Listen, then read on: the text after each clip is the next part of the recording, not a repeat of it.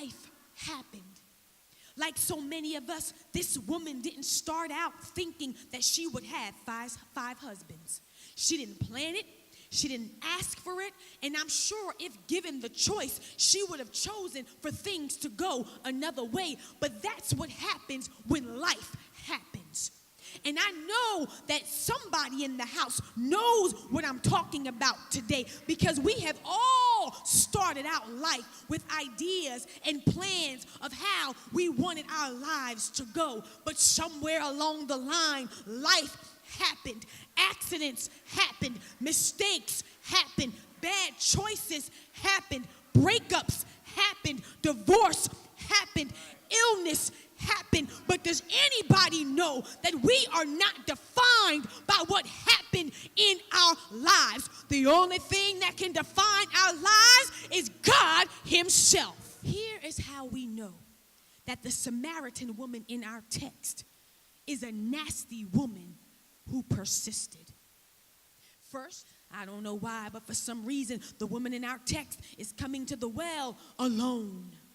She's coming alone. And let me tell you something. There is just something about being alone that leads to an encounter with God. That Jacob was alone when the angel wrestled with him all night long. Moses was alone when God appeared to him in the form of a burning bush.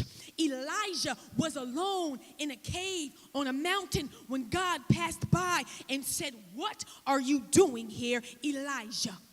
If that's not getting it, then for all of you who are participants in the women's Bible study, you know that Mac had to go to the shack. What?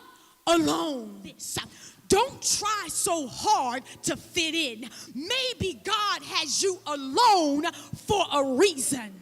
God called us to stand out. How are you standing out today? How are you standing out in your family? How are you standing out on your job? How are you standing out with your friends, with your group of friends? Or are you more concerned with just blending in? In the very concepts that Jesus had tried to get his disciples to understand for years, this woman gets in one conversation. See, when we're doing the math, one cross and one tomb, oh, that equals death.